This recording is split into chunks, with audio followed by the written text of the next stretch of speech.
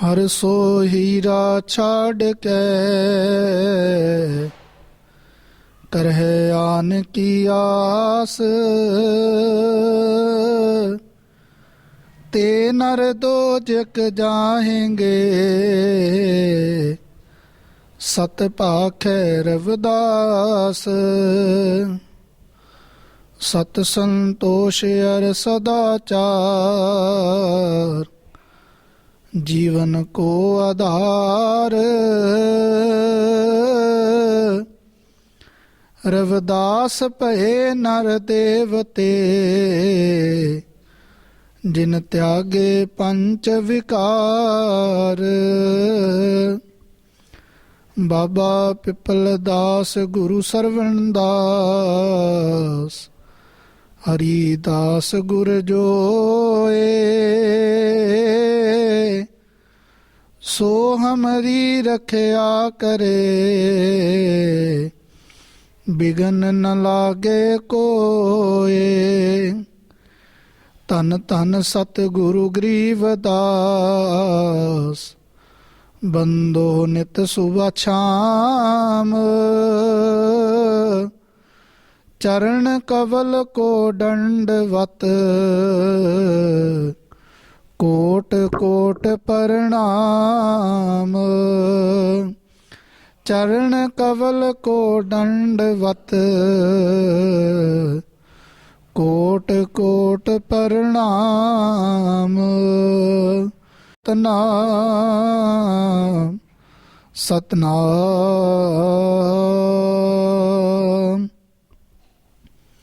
आदरणीय वंदनीय गुरु रूप गुरु प्यारी सत संगत जी, सारियां संगतां, गरीबां दे मसीहा, चारां जुगां दे मालक, घट घट दे जाननहार जगत गुरु सतगुरु रविदास जी महाराज, जिन्हां ने कुल मानवता नूं एकता समानता आपस में भाईचारे दा और प्रभु बंदगी दा सदाचारी जीवन जीण दा पावन मार्ग याद कराया। और सतगुरु रविदास जी महाराज जिन्हां ने संतां दी संगत करन दा पावन मार्ग सबनां नूं याद कराया। आओ सारियां संगतां इहो जे रहबरां दे चरनां दे विच दंडवत करके इहो जे महान महान महापुरुषां दी अमृतमई बचनां नूं अमृतमई बाणी नूं सरवण करके सारियां संगतां अपने जीवन नूं सफल करिए। सतगुरु रविदास जी महाराज अपनी पावन पवित्र अमृतमय बाणी दे विच समुचियां संगतां नूं मधु दीआं मक्खियां दी तरह मिल के रहण दा पावन मार्ग याद कराउंदे हन। आओ सारियां संगतां सतगुरु रविदास जी महाराज दी पावन पवित्र अमृत बाणी दी शब्द दी कथा सरवण करिए जी। तुम चंदन हम इरंड बापुरे संग तुम्हारे बासा। नीच रूख ते ऊंच पे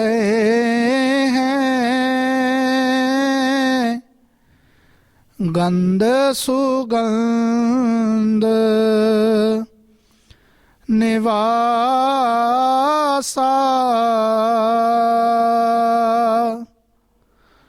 माधो सतसंगत शरण तुम्हारी हम अवगुण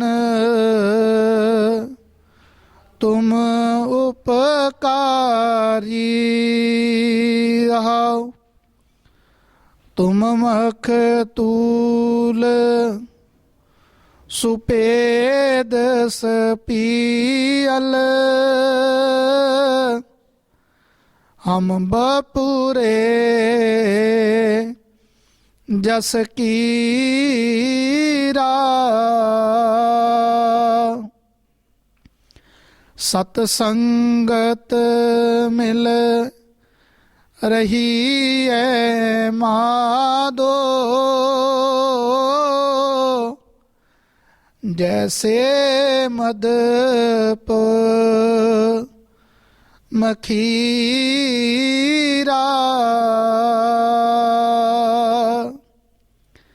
ਜਾਤੀ ਓਛਾ ਪਾਤੀ ਓਛਾ ਓਛਾ ਜਨਮ ਹਮਾਰਾ।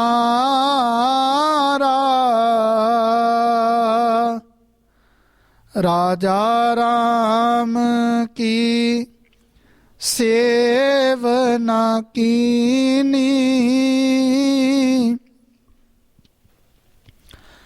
ਰਾਜਾ ਰਾਮ ਕੀ ਸੇਵਨਾ ਕੀਨੀ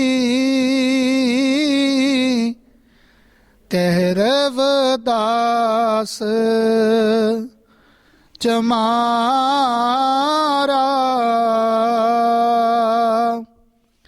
ਰਾਜਾ ਰਾਮ ਕੀ ਸੇਵਨਾ ਕੀਨੀ ਕਹਿ ਰਵਿਦਾਸ ਚਮਾਰਾ।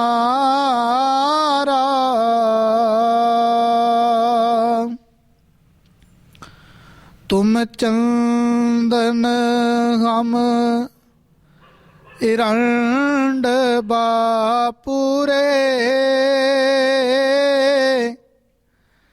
ਸੰਗ ਤੁਮਾਰੇ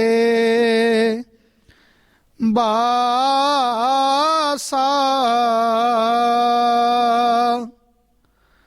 ਨੀਚ ਰੂਖ ਤੇ ਊਚ ਪਏ हैं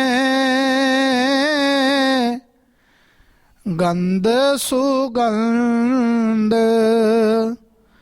निवासा।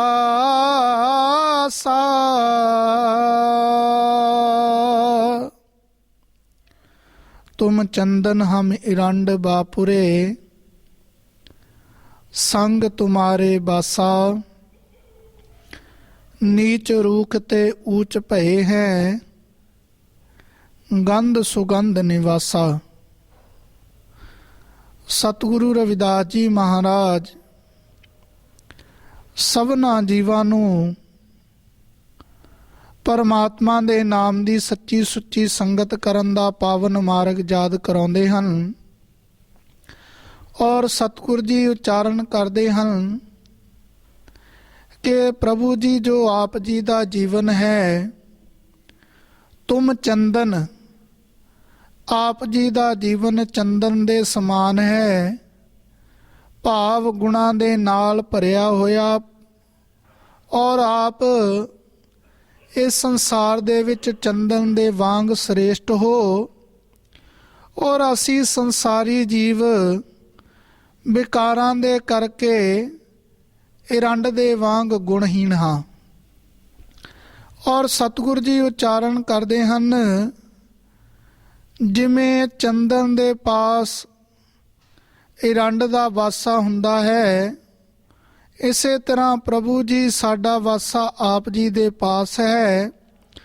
ਔਰ ਜਿਵੇਂ ਚੰਦਨ ਦੇ ਕੋਲ ਇਰੰਡ ਦਾ ਪੇੜ ਉੱਗ ਖੜਾ ਹੋਇਆ, ਤੁਮ ਚੰਦਨ ਹਮ ਇਰੰਡ ਬਾਪੁਰੇ, ਚੰਦਨ ਦੇ ਪੇੜ ਦੇ ਪਾਸ ਹੀ ਇਰੰਡ ਦਾ ਪੇੜ ਉੱਗ ਖੜਾ ਹੋਇਆ ਔਰ ਇਰੰਡ ਚੰਦਨ ਦੀ ਸੰਗਤ ਕਰਕੇ, ਅੱਛੀ ਸੰਗਤ ਦੇ ਵਿੱਚ ਆਉਣ ਦੇ ਕਰਕੇ, ਇਰੰਡ ਦੇ ਚੰਦਨ ਦੇ ਨਜ਼ਦੀਕ ਰਹਿਣ ਦੇ ਕਰਕੇ ਉਸ ਇਰੰਡ ਦੇ ਪੇੜ ਦੇ ਵਿੱਚੋਂ ਵੀ ਚੰਦਨ ਵਰਗੀ ਸੁਗੰਧੀ ਆਉਣ ਲੱਗ ਪਈ।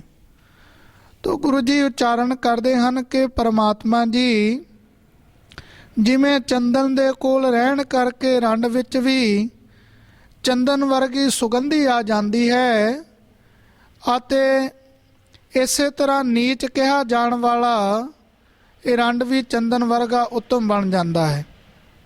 ਔਰ ਸਤਿਗੁਰੂ ਜੀ ਉਚਾਰਨ ਕਰਦੇ ਹਨ, ਸਤਿਗੁਰੂ ਕਬੀਰ ਸਾਹਿਬ ਫਰਮਾਨ ਕਰਦੇ ਹਨ, ਕਬੀਰ ਚੰਦਨ ਕਾ ਬਿਰਵਾ ਭਲਾ, ਬੇੜਿਓ ਢਾਕ ਪਲਾਸ, ਓਏ ਪੀ ਚੰਦਨ ਹੋਏ ਰਹੇ, ਬਸਨ ਜੋ ਚੰਦਨ ਪਾਸ। ਸਤਿਗੁਰੂ ਕਬੀਰ ਜੀ ਮਹਾਰਾਜ ਫਰਮਾਨ ਕਰਦੇ ਹਨ ਕਿ ਜੋ ਚੰਦਨ ਦਾ ਗਿਰ ਗਿਰ ਮੇ ਮਾਣਕ ਨਹੀਂ, ਗਜ ਗਜ ਮੋਤੀ ਨਾਹ, ਚੰਦਨ ਤਰਵਰ ਬਨ ਬਨ ਨਹੀਂ, ਸੰਤ ਨਾ ਪਰਪੁਰ ਮਾਹ। ਗਿਰ ਗਿਰ ਮੇ ਮਾਣਕ ਨਹੀਂ, ਪਹਾੜਾਂ ਦੇ ਵਿੱਚੋਂ ਕੀਮਤੀ ਰਤਨ ਪਾਏ ਜਾਂਦੇ ਨੇ, ਲੇਕਿਨ ਹਰ ਪਹਾੜੀ ਦੇ ਵਿੱਚ ਕੀਮਤੀ ਰਤਨ ਨਹੀਂ, ਕੋਈ ਬਿਰਲਾ ਹੀ ਪਹਾੜ ਹੈ ਜਿੱਥੋਂ ਕੀਮਤੀ ਰਤਨ ਮਿਲਦੇ ਨੇ। ਤਾਂ ਗੁਰੂ ਜੀ ਕਹਿੰਦੇ ਗਿਰ ਗਿਰ ਮੇ ਮਾਣਕ ਨਹੀਂ, ਗੱਜ ਗੱਜ ਮੋਤੀ ਨਾਹ। ਹਾਥੀ ਦੇ ਮਸਤਕ ਦੇ ਵਿੱਚ ਵੀ ਮੋਤੀ ਪਾਇਆ ਜਾਂਦਾ, ਲੇਕਿਨ ਹਰ ਹਾਥੀ ਦੇ ਮਸਤਕ ਦੇ ਵਿੱਚ ਮੋਤੀ ਨਹੀਂ, ਕੋਈ ਬਿਰਲਾ ਹੀ ਕੋਈ ਖਾਸ ਹੀ ਹਾਥੀ ਹੁੰਦਾ ਜਿਸ ਦੇ ਮਸਤਕ ਦੇ ਵਿੱਚੋਂ ਮੋਤੀ ਪਾਇਆ ਜਾਂਦਾ। ਤਾਂ ਗੁਰੂ ਜੀ ਕਹਿੰਦੇ ਚੰਦਨ ਤਰਵਰ ਬਨ ਬਨ ਨਹੀਂ, ਜੰਗਲ ਬਹੁਤ ਨੇ, ਬਨ ਬਹੁਤ ਨੇ, ਬਨਸਪਤੀ ਬਹੁਤ ਹੈ, ਲੇਕਿਨ ਕੋਈ ਬਿਰਲਾ ਹੀ ਜੰਗਲ ਹੁੰਦਾ ਜਿੱਥੇ ਚੰਦਨ ਦਾ ਦਰਖਤ ਪਾਇਆ ਜਾਂਦਾ। ਤਾਂ ਗੁਰੂ ਜੀ ਕਹਿੰਦੇ ਇਸੇ ਤਰ੍ਹਾਂ ਸੰਤ ਨਾ ਪਰਪੁਰ ਮਾਹ।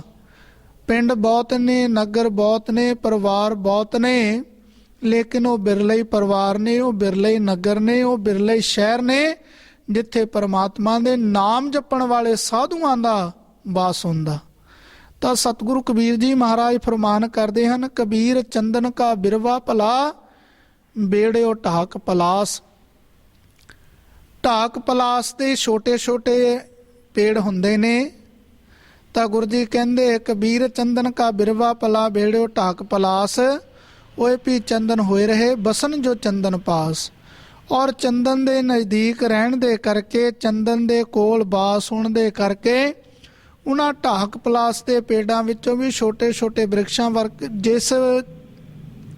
ਜਿਸ ਬਨਸਪਤੀ ਦੇ ਵਿੱਚ ਚੰਦਨ ਦਾ ਪੇੜ ਪਾਇਆ ਜਾਂਦਾ, ਉਸ ਦੀ ਇਹ ਖਾਸੀਅਤ ਹੈ ਕਿ ਚੰਦਨ ਦਾ ਪੇੜ ਚਾਹੇ ਉਹ ਕਿਸੇ ਪ੍ਰਕਾਰ ਦੀ ਵੀ ਬਨਸਪਤੀ ਹੈ, ਉਹਨਾਂ ਦੇ ਵਿੱਚੋਂ ਵੀ ਚੰਦਨ ਵਰਗੀ ਸੁਗੰਧੀ ਆਉਣ ਲੱਗ ਪੈਂਦੀ। ਤਾਂ ਸਤਿਗੁਰੂ ਕਬੀਰ ਸਾਹਿਬ ਨੂੰ ਪੁੱਛਿਆ ਗਿਆ ਕਿ ਮਹਾਰਾਜ ਜੀ ਚੰਦਨ ਦੇ ਨਜ਼ਦੀਕ ਜਿੰਨੇ ਵੀ ਪੇੜ ਪੌਦੇ ਹੁੰਦੇ ਕਿ ਸਭਨਾਂ ਦੇ ਵਿੱਚੋਂ ਚੰਦਨ ਵਰਗੀ ਸੁਗੰਧੀ ਆਉਂਦੀ?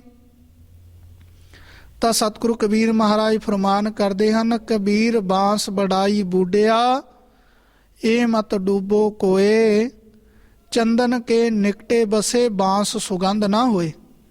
ਸਤਿਗੁਰੂ ਜੀ ਉਚਾਰਨ ਕਰਦੇ ਨੇ ਕਿ ਜਿੱਥੇ ਸਾਰੀ ਬਨਸਪਤੀ ਦੇ ਵਿੱਚੋਂ ਚੰਦਨ ਦੇ ਨਜ਼ਦੀਕ ਜਿੰਨੀ ਵੀ ਬਨਸਪਤੀ ਹੈ, ਸਭਨਾਂ ਦੇ ਵਿੱਚੋਂ ਚੰਦਨ ਵਰਗੀ ਸੁਗੰਧੀ ਆਉਂਦੀ, ਲੇਕਿਨ ਬਾਂਸ ਦਾ ਪੇੜ ਵੀ ਚੰਦਨ ਦੇ ਨਜ਼ਦੀਕ ਹੀ ਉੱਗ ਖੜਾ ਹੋਇਆ, ਔਰ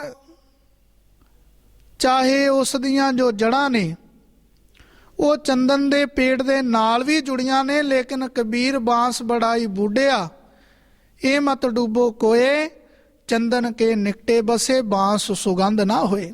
ਗੁਰੂ ਜੀ ਉਚਾਰਨ ਕਰਦੇ ਹਨ ਕਿ ਬਾਂਸ ਦੇ ਪੇੜ ਨੂੰ ਹੰਕਾਰ ਹੈ ਆਪਣੇ ਉੱਚੇ ਹੋਣ ਦਾ, ਔਰ ਬਾਂਸ ਦਾ ਪੇੜ ਚਾਹੇ ਜਿੰਨਾ ਵੀ ਉੱਚਾ ਕਿਉਂ ਨਹੀਂ, ਲੇਕਿਨ ਉਹ ਅੰਦਰੋਂ ਖਾਲੀ ਹੈ। ਤਾਂ ਸਤਿਗੁਰੂ ਰਵਿਦਾਸ ਜੀ ਮਹਾਰਾਜ ਮਹਾਂਪੁਰਸ਼ਾਂ ਦਾ ਕਥਨ ਇੱਥੇ ਚੰਦਨ ਦਾ, ਏਰੰਡ ਦਾ, ਢਾਕ ਪਲਾਸ ਦਾ ਜਾਂ ਬਾਂਸ ਦਾ ਨਹੀਂ, ਸਤਿਗੁਰੂ ਜੀ ਉਚਾਰਨ ਕਰਦੇ ਹਨ ਜਿਹੜੇ ਜੀਵ ਸੰਤ ਮਹਾਂਪੁਰਸ਼ਾਂ ਦੀ ਸ਼ਰਨ ਦੇ ਵਿੱਚ, ਗੁਰੂ ਮਹਾਂਪੁਰਸ਼ਾਂ ਦੇ ਸ਼ਰਨ ਦੇ ਵਿੱਚ ਆਪਣੀ ਹਉਮੈ ਨੂੰ, ਹੰਕਾਰ ਨੂੰ ਤਿਆਗ ਕਰਕੇ ਆਪਣੀ ਹਉਮੈ ਨੂੰ ਛੱਡ ਕੇ ਆਉਂਦੇ ਹਨ, ਝੁੱਕ ਕੇ ਆਉਂਦੇ ਨੇ, ਉਹਨਾਂ ਦਾ ਜੀਵਨ ਗੁਰੂ ਦਰਬਾਰ ਦੇ ਵਿੱਚੋਂ ਸੁਗੰਧੀ ਦੇ ਨਾਲ ਭਰਪੂਰ ਹੋਣ ਵਾਲਾ ਹੈ। ਉਹਨਾਂ ਨੂੰ ਸਾਰੇ ਸੁੱਖ ਸਤਿਗੁਰੂ ਜੀ ਦੇ ਚਰਨਾਂ ਦੇ ਵਿੱਚੋਂ, ਸਾਰੀਆਂ ਦਾਤਾਂ ਪਰਮਾਤਮਾ ਦੇ ਚਰਨ ਕਮਲਾਂ ਦੇ ਵਿੱਚੋਂ ਪ੍ਰਾਪਤ ਹੋਣ ਵਾਲੀਆਂ ਨੇ। ਤਾਂ ਸਤਿਗੁਰੂ ਜੀ ਉਚਾਰਨ ਕਰਦੇ ਨੇ ਜਿਹੜੇ ਜੀਵ ਗੁਰੂ ਦਰਬਾਰ ਦੇ ਵਿੱਚ ਵੀ ਆਪਣੀ ਹਉਮੈ ਨੂੰ, ਹੰਕਾਰ ਨੂੰ ਲੈ ਕੇ ਆਉਂਦੇ ਨੇ, ਉਹ ਬਾਂਸ ਦੀ ਪੇੜ ਦੀ ਤਰ੍ਹਾਂ ਖਾਲੀ ਦੁਨੀਆ ਦੇ ਵਿੱਚ ਆਏ ਔਰ ਖਾਲੀ ਇਸ ਸੰਸਾਰ ਦੇ ਵਿੱਚੋਂ ਜਾਣ ਵਾਲੇ ਨੇ।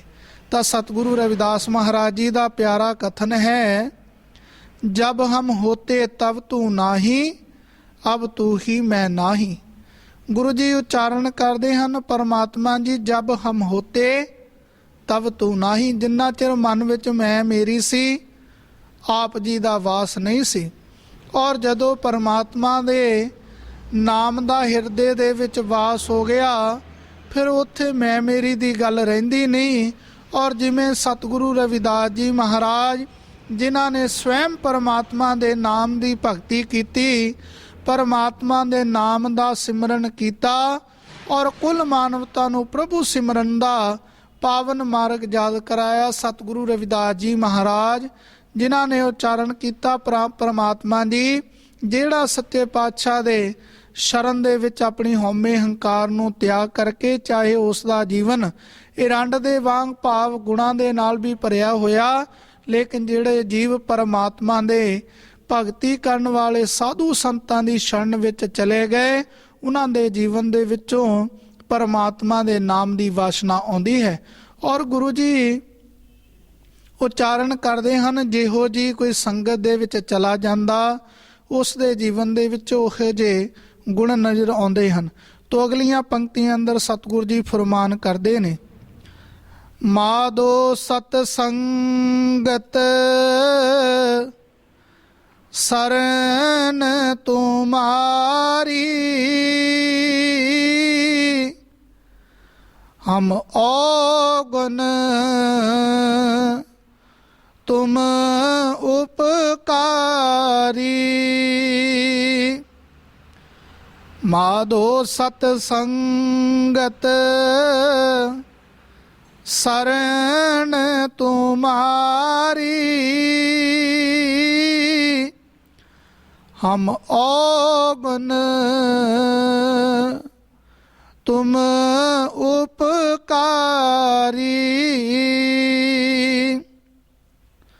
ਮਾਧੋ ਸਤ ਸੰਗਤ ਸਰਨ ਤੁਮਾਰੀ, ਹਮ ਔਗੁਨ ਤੁਮ ਉਪਕਾਰੀ। हे ਮਾਧੋ, हे ਪਰਮਾਤਮਾ ਜੀ, ਅਸੀਂ ਸੰਸਾਰੀ ਜੀਵ ਆਪ ਜੀ ਦੀ ਸ਼ਰਨ ਦੀ, ਸਤ ਸੰਗਤ ਦੀ ਸ਼ਰਨ ਵਿੱਚ ਆਏ ਹਾਂ। ਔਰ ਹਮ ਔਗੁਨ ਤੁਮ ਉਪਕਾਰੀ। हे ਪ੍ਰਭੂ ਜੀ, ਸਾਡਾ ਸੰਸਾਰੀ ਜੀਵਾਂ ਦਾ ਜੋ ਜੀਵਨ ਹੈ, ਉਹ ਵਿਸ਼ੇ ਵਿਕਾਰਾਂ ਦੇ ਵਿੱਚ ਫਸੇ ਹੋਣ ਦੇ ਕਰਕੇ ਔਗੁਣਾਂ ਦੇ ਨਾਲ ਭਰਿਆ ਹੋਇਆ ਹੈ। ਔਰ ਆਪ ਜੀਵਾਂ ਤੇ ਪਰਉਪਕਾਰ ਕਰਨ ਵਾਲੇ ਮਹਾਂਪੁਰਸ਼ ਹੋ, ਭੁੱਲੀਆਂ ਭਟਕੀਆਂ ਰੂਹਾਂ ਨੂੰ ਸਿੱਧੇ ਰਾਸਤੇ ਪਾਉਣ ਵਾਲੇ ਮਹਾਤਮਾ ਮਹਾਂਪੁਰਸ਼ ਹੋ। ਤੋ ਇਹ ਪਰਮਾਤਮਾ ਜੀ, ਹਮ ਔਗੁਨ ਤੁਮ ਉਪਕਾਰੀ। ਸਾਡਾ ਸੰਸਾਰੀ ਜੀਵਾਂ ਦਾ ਜੋ ਜੀਵਨ ਹੈ, ਉਹ ਔਗੁਣਾਂ ਦੇ ਨਾਲ ਭਰਿਆ ਹੋਇਆ ਹੈ। ਔਰ ਆਪ ਜੀਵਾਂ ਤੇ ਪਰਉਪਕਾਰ ਕਰਨ ਵਾਲੇ ਮਹਾਤਮਾ ਹੋ। ਤੋ ਸਤਿਗੁਰੂ ਰਵਿਦਾਸ ਜੀ ਮਹਾਰਾਜ ਪਾਵਨ ਪਵਿੱਤਰ ਬਾਣੀ ਅੰਦਰ ਫਰਮਾਨ ਕਰਦੇ ਨੇ, ਤੁਮ ਮਖ ਤੂਲ ਸੁਪੇਦ ਸਪੀਅਲ, ਹਮ ਬਪੂਰੇ ਜਸ ਕੀਰਾ।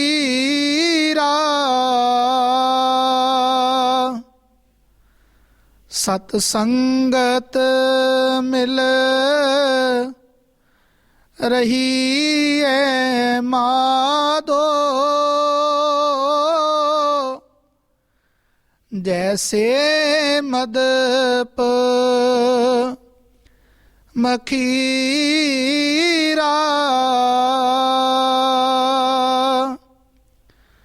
ਤੁਮ ਮਖ ਤੂਲ ਸੁਪੇਦ ਸਪੀਅਲ, ਹਮ ਬਪੂਰੇ ਜਸ ਕੀਰਾ।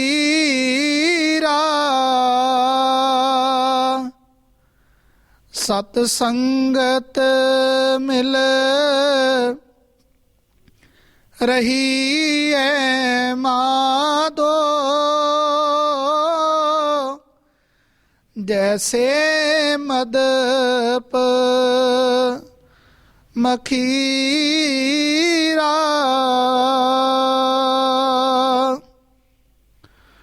ਤੁਮ ਮਖਤੂਲ ਸੁਪੇਦ ਸਪੀਲ ਹਮ ਬਪੁਰੇ ਜਸ ਕੀਰਾ। ਸਤਿਗੁਰੂ ਰਵਿਦਾਸ ਜੀ ਮਹਾਰਾਜ ਫਰਮਾਨ ਕਰਦੇ ਹਨ, ਹੇ ਪਰਮਾਤਮਾ ਜੀ, ਆਪ ਚਿੱਟੇ ਪੀਲੇ ਰੇਸ਼ਮ ਵਾਂਗ ਹੋ ਔਰ ਅਸੀਂ ਔਗਣਾਂ ਨਾਲ ਭਰੇ ਹੋਏ ਕੀੜੇ ਹਾਂ, ਔਰ ਅਸੀਂ ਸੰਸਾਰੀ ਜੀਵ ਵਿਕਾਰਾਂ ਕਰਕੇ ਕੀੜਿਆਂ ਵਾਂਗ ਨਿਕੰਮੇ ਹਾਂ। ਪਰ ਆਪ ਸਾਡੇ ਤੇ ਕਿਰਪਾ ਕਰੋ, ਆਪ ਜੀ ਦੀ ਸੰਗਤ ਨਾਲ ਇਸ ਤਰ੍ਹਾਂ ਮਿਲ ਕੇ ਰਹੀਏ ਜਿਵੇਂ ਸ਼ਹਿਦ ਦੀਆਂ ਮੱਖੀਆਂ ਰਹਿੰਦੀਆਂ ਨੇ। ਗੁਰੂ ਜੀ ਉਚਾਰਨ ਕਰਦੇ ਹਨ, ਪਰਮਾਤਮਾ ਜੀ, ਤੁਮ ਖਤੂਲ ਸੁਪੇਦ ਸਪੀਲ ਹਮ ਬਪੁਰੇ ਜਸ ਕੀਰਾ। ਪਰਮਾਤਮਾ ਜੀ, ਆਪ ਨੀਲੇ ਪੀਲੇ ਰੇਸ਼ਮ ਦੇ ਬਸਤਰ ਹੋ ਔਰ ਅਸੀਂ ਸੰਸਾਰੀ ਜੀਵ ਇੱਕ ਕੀੜੇ ਦੇ ਵਾਂਗ ਹਾਂ। ਸਾਡੀ ਸੋਚ ਇੱਕ ਕੀੜੇ ਦੇ ਵਾਂਗ ਘਟੀਆ ਹੈ, ਜਿਹੜਾ ਉਹਨਾਂ ਕੋਮਲ ਕੋਮਲ ਵਸਤਰਾਂ ਨੂੰ ਖਰਾਬ ਕਰ ਦਿੰਦਾ ਹੈ। ਤਾਂ ਗੁਰੂ ਜੀ ਨਾਲ ਦੀਆਂ ਪੰਕਤੀਆਂ ਅੰਦਰ ਫਰਮਾਨ ਕਰਦੇ ਹਨ, ਸਤ ਸੰਗਤ ਮਿਲ ਰਹੀ ਹੈ ਮਾਧੋ ਜੈਸੇ ਮਧੁਪ ਮਖੀਰਾ। ਫਿਰ ਸਤਿਗੁਰੂ ਜੀ ਸਾਨੂੰ ਸੰਗਤ ਦੇ ਵਿੱਚ ਜਾਣ ਦਾ ਪਾਵਨ ਮਾਰਗ ਯਾਦ ਕਰਾਉਂਦੇ ਨੇ। ਝੂਠ ਮੂਠ ਦੀ ਸੰਗਤ ਵਿੱਚ ਨਹੀਂ, ਘਟੀਆ ਸੰਗਤ ਵਿੱਚ ਨਹੀਂ, ਬੁਰੀ ਸੰਗਤ ਵਿੱਚ ਨਹੀਂ, ਸਤ ਸੰਗਤ ਮਿਲ ਰਹੀ ਹੈ ਮਾਧੋ। ਗੁਰੂ ਜੀ ਕਹਿੰਦੇ ਉਸ ਸੰਗਤ ਦੇ ਵਿੱਚ ਜਾਣਾ ਚਾਹੀਦਾ, ਸਤ ਦੀ ਸੰਗਤ ਦੇ ਵਿੱਚ।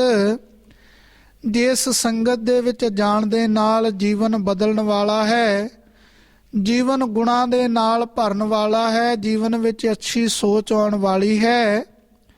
ਔਰ ਗੁਰੂ ਜੀ ਕਹਿੰਦੇ ਸਤ ਸੰਗਤ ਮਿਲ ਰਹੀ ਹੈ ਮਾਧੋ। ਸਤ ਦੀ ਸੰਗਤ ਕਰਨੀ ਚਾਹੀਦੀ, ਪਰਮਾਤਮਾ ਦੇ ਨਾਮ ਜਪਣ ਵਾਲੇ ਸੰਤਾਂ ਦੀ ਸੰਗਤ ਵਿੱਚ ਜਾਣਾ ਚਾਹੀਦਾ।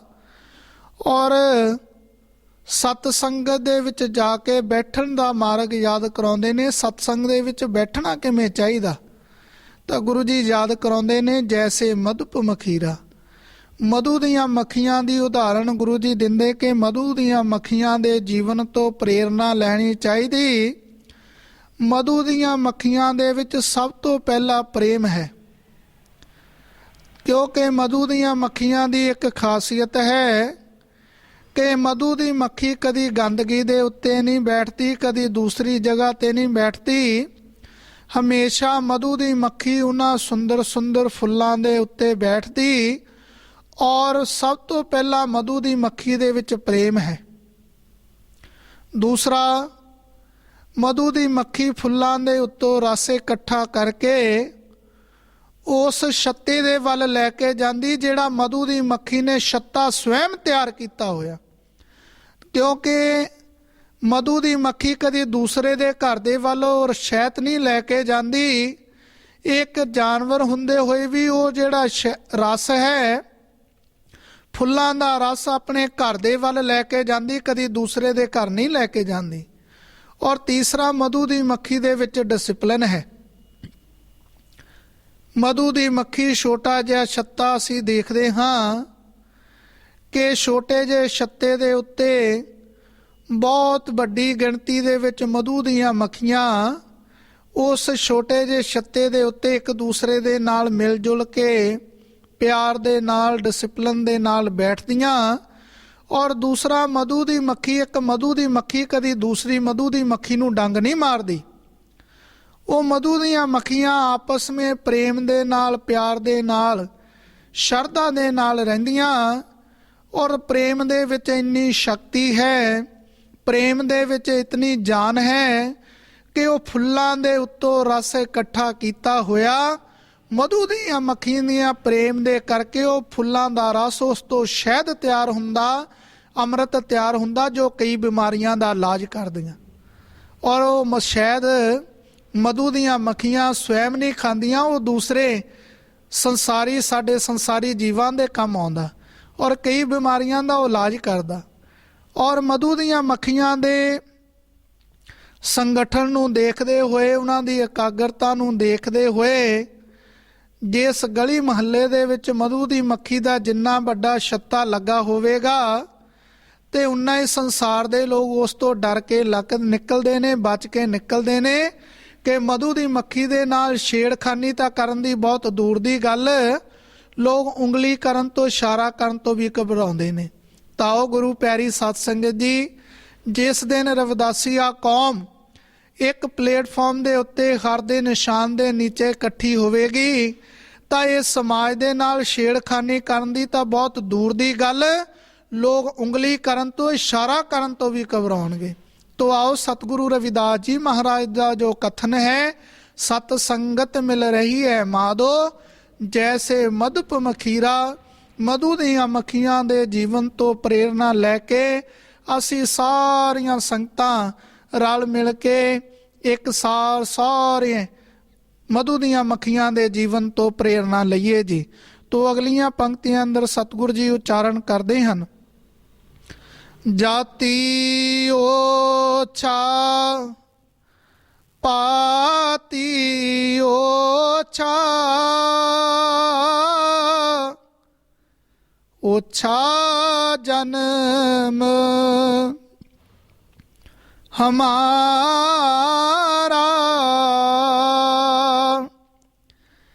ਰਾਜਾ ਰਾਮ ਕੀ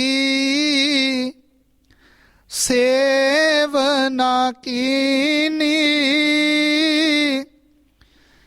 कह रविदास चमारा।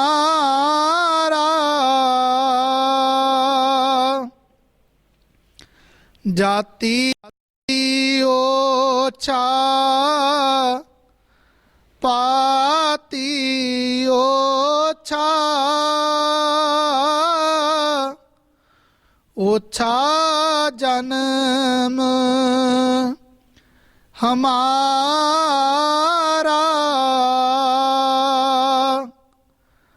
राजा राम की सेवना कीनी,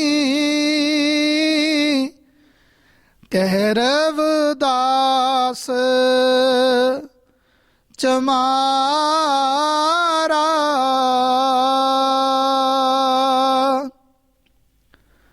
जाति ओछा पाती ओछा, ओछा जन्म हमारा, राजा राम की सेवना की नहीं, कह रविदास चमारा। सतगुरु रविदास जी महाराज फरमान करते हैं कि जीव दी संगत मेल मिलाप अते जीवन नीच है, क्योंकि जीव ने दुर्लभ मानुख जन्म प्राप्त करके परमात्मा रूपी राजे दा सिमरन नहीं किया। और आओ सतगुरु जी उच्चारण करते हैं, जिन्हां जीवां दे ਹਿਰਦੇ ਦੇ ਵਿੱਚ ਪਰਮਾਤਮਾ ਦੇ ਨਾਮ ਦੀ ਭਗਤੀ ਨਹੀਂ, ਪਰਮਾਤਮਾ ਦੇ ਨਾਮ ਦਾ ਸਿਮਰਨ ਨਹੀਂ, ਉਹ ਚਾਹੇ ਕਿਸੇ ਵੀ ਜਾਤੀ ਦੇ ਵਿੱਚ ਹੋਣ, ਉਹਨਾਂ ਦਾ ਜਨਮ ਵੀ ਨੀਵਾ, ਕਰਮ ਵੀ ਨੀਵਾ। ਤੋ ਆਓ ਸਤਿਗੁਰੂ ਰਵਿਦਾਸ ਜੀ ਫਰਮਾਨ ਕਰਦੇ ਹਨ, ਰਾਜਾ ਰਾਮ ਕੀ ਸੇਵਨਾ ਕੀਨੀ, ਕਹਿ ਰਵਿਦਾਸ ਚ ਮਾਰਾ। ਜੋ ਰਾਜਾ ਰੂਪੀ ਰਾਮ ਸੀ ਉਸ ਦੀ ਬੰਦਗੀ ਨਹੀਂ ਕੀਤੀ, ਉਸ ਦਾ ਸਿਮਰਨ ਨਹੀਂ ਕੀਤਾ। और आओ रविदास हमारो राम जी दशरथ के सुत नाहे, राम हमीम है रम रहो कुटुंब विश्व कुटुंब माहे। सतगुरु जी उच्चारण करते ने, रविदास हमारो राम जी दशरथ के सुत नाहे। गुरु रविदास जी महाराज सबना दे शंके निवृत्त करते हैं कि मेरा जो राम है वो दशरथ का बेटा राजा राम नहीं, राम हमीम है रम रहो। ਜੋ ਪਰਮਾਤਮਾ ਰੂਪੀ ਰਾਮ ਮੇਰੇ ਹਿਰਦੇ ਦੇ ਵਿੱਚ ਰਮਿਆ ਹੋਇਆ ਹੈ, ਜੋ ਕਣ ਕਣ ਦੇ ਵਿੱਚ ਬਿਰਾਜਮਾਨ ਪਰਮਾਤਮਾ ਰਾਮ ਹੈ, ਮੈਂ ਉਸ ਪਰਮਾਤਮਾ ਰਾਮ ਦੀ ਭਗਤੀ ਕੀਤੀ, ਪਰਮਾਤਮਾ ਰੂਪੀ ਰਾਮ ਦਾ ਸਿਮਰਨ ਕੀਤਾ ਜੋ ਸ੍ਰਿਸ਼ਟੀ ਦੇ ਕਣ ਕਣ ਦੇ ਵਿੱਚ ਬਿਰਾਜਮਾਨ ਹੈ।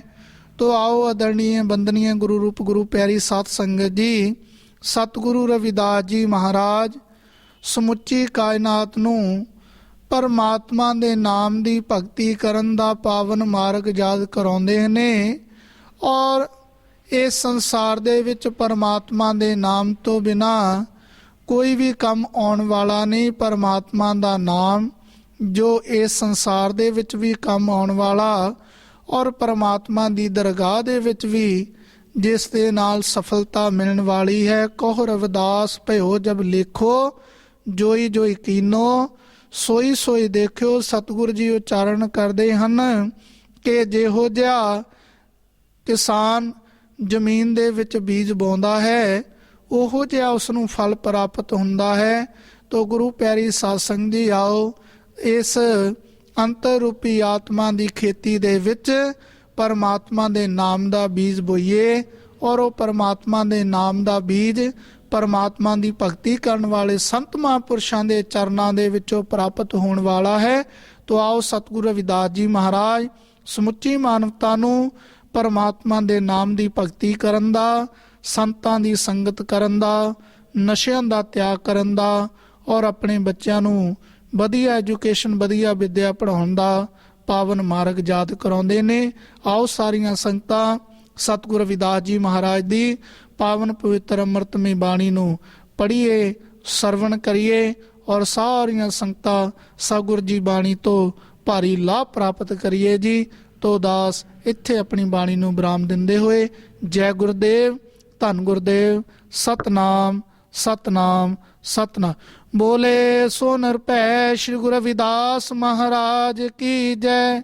ਬੋਲੇ ਸੋ ਨਿਰਭੈ ਸਤਿਗੁਰੂ ਸਵਾਮੀ ਸਰਵਨਦਾਸ ਮਹਾਰਾਜ ਕੀ ਜੈ। ਬੋਲੇ ਸੋ ਨਿਰਭੈ ਸਰਬ ਭੇਖ ਭਗਵਾਨ ਕੀ ਜੈ। ਸਤਨਾਮ ਸਤਨਾਮ ਸਤਨਾਮ ਜੀ।